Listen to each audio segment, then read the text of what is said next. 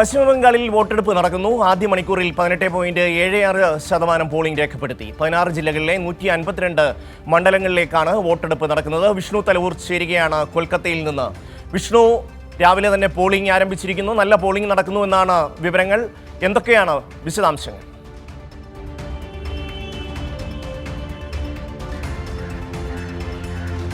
ഷമി, എന്തായാലും കൊൽക്കത്തയിൽ ആദ്യ മണിക്കൂറുകളിൽ മികച്ച ഒരു പോളിംഗ് തന്നെയാണ് കാണാൻ സാധിക്കുന്നത്. 9 മണി വരെയുള്ള കണക്കനുസരിച്ചുകൊണ്ട് 18.76, അതായത് 20% പോളിംഗ് ആദ്യ മണിക്കൂറുകളിൽ തന്നെ രേഖപ്പെടുത്തിയിട്ടുണ്ട്. പ്രത്യേകിച്ച് ഇത്തവണ നമുക്ക് എല്ലാ പോളിംഗ് സ്റ്റേഷൻ്റെ മുന്നിലും വലിയ തലത്തിൽ ക്യൂ കാണാൻ സാധിക്കുന്നുണ്ട്. കാരണം SIRമായി ബന്ധപ്പെട്ടുകൊണ്ട് ഏറ്റവും വിവാദങ്ങൾ നടന്നൊരു സംസ്ഥാനമാണ് ഇത്തവണ ബംഗാൾ എന്ന് പറയുന്നത്.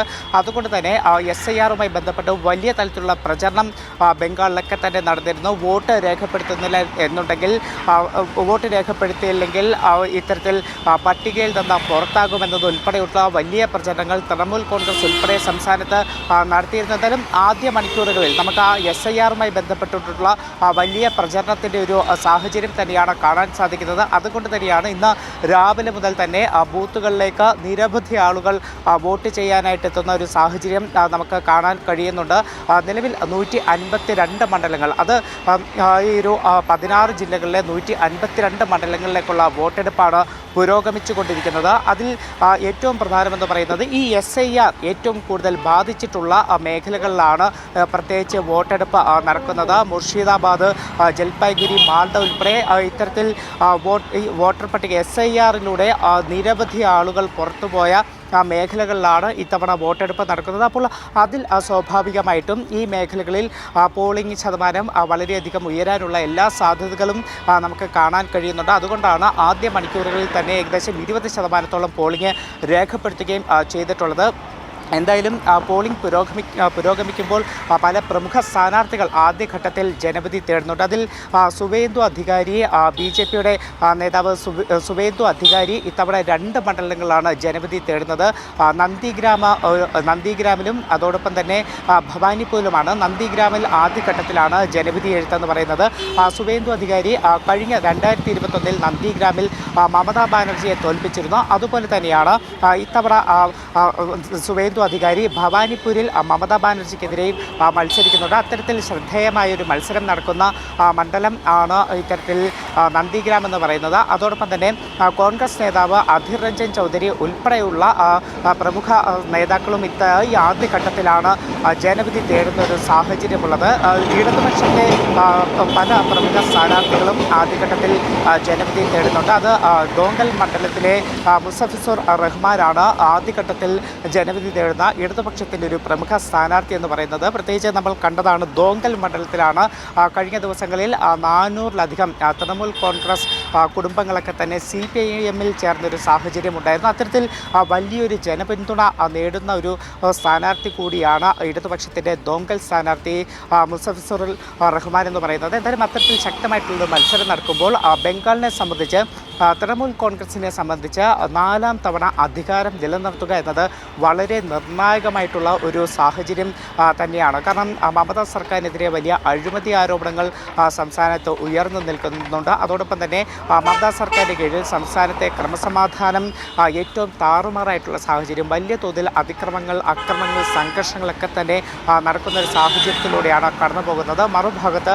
BJP ഇത്തവണ ഏത് വിധേയരെയും അധികാരം പിടിക്കുക എന്നൊരു ലക്ഷ്യമാണ് BJPക്കുള്ളത്. പ്രത്യേകിച്ച് നമ്മൾ തുടക്കത്തിൽ പറഞ്ഞതുപോലെ SIRലൂടെ ഏകദേശം 90 ലക്ഷത്തോളം ആളുകളെ പുറത്താക്കിയ ഒരു സംസ്ഥാനമാണ്.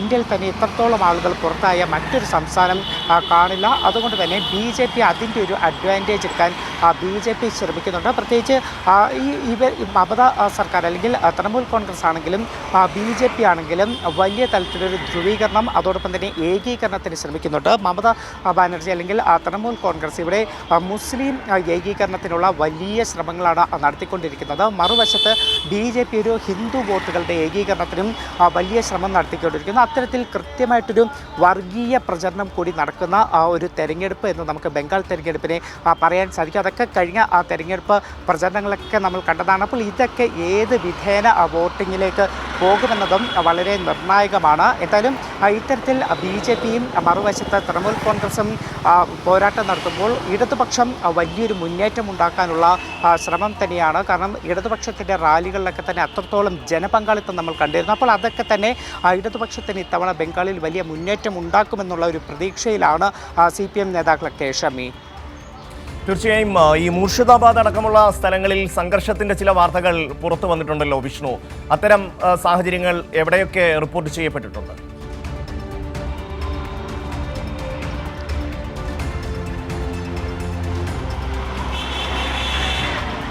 ഷമി, ഇത്തരത്തിൽ പ്രത്യേകിച്ച് ഈ നോർത്ത് ബംഗാളിലെ പല മേഖലകളും മുർഷിദാബാദ് ഉൾപ്പെടെയുള്ള മേഖലകൾ വലിയ സംഘർഷ മേഖലകൾ തന്നെയാണ്. പല മേഖലകളിലും ബൂത്തുകളിലും സംഘർഷത്തിൻ്റെ പശ്ചാത്തലം കൂടി ഇപ്പോൾ പുറത്തു വരുന്നുണ്ട്. കഴിഞ്ഞ ദിവസങ്ങളിൽ സുരക്ഷാ ക്രമീകരണങ്ങൾ ശക്തമാക്കിയിരുന്നു. പ്രത്യേകിച്ച് BSF ഉൾപ്പെടെ CRPF ഉൾപ്പെടെ രംഗത്ത് ഇറങ്ങി അവരെ ഉൾപ്പെടെ ഉപയോഗിച്ചുകൊണ്ടുള്ള സുരക്ഷാ ക്രമീകരണങ്ങളാണ് ഏർപ്പെടുത്തിയിരിക്കുന്നത്. കഴിഞ്ഞ ദിവസങ്ങളിൽ ഏകദേശം 200-ലധികം ആളുകളെ ഇത്തരത്തിൽ കരുതൽ തടങ്കലിലാക്കിയൊരു സാഹചര്യം കൂടിയാണ് ഇവിടെ പശ്ചിമ ബംഗാളിലെ ആദ്യഘട്ട വോട്ടെടുപ്പിലുള്ളത്. ഏതായാലും മുർഷിദാബാദ് എന്ന് പറയുന്നത് വലിയ സംഘർഷ ബാധിത മേഖലകളാണ്. നിലവിൽ 1834 സംഘർഷ ബാധിത ബൂത്തുകളുണ്ട് എന്നതാണ് തെരഞ്ഞെടുപ്പ് കമ്മീഷൻ പറഞ്ഞിരിക്കുന്നത്. അപ്പോൾ ഇവിടെയൊക്കെ തന്നെ അത് നമ്മൾ പറഞ്ഞതുപോലെ മുർഷിദാബാദ് അതോടൊപ്പം തന്നെ മാൽഡ മേഖലകളിലാണ് ഇത്തരത്തിൽ വലിയ സംഘർഷ ബാധിത ബൂത്തുകളൊക്കെ തന്നെയുള്ളത്. അവിടെയൊക്കെ തന്നെ വലിയ തോതിലുള്ള ഒരു സുരക്ഷാ ക്രമീകരണങ്ങൾ നമുക്കിപ്പോൾ കാണാൻ കഴിയുന്നുണ്ട്. ഷമി.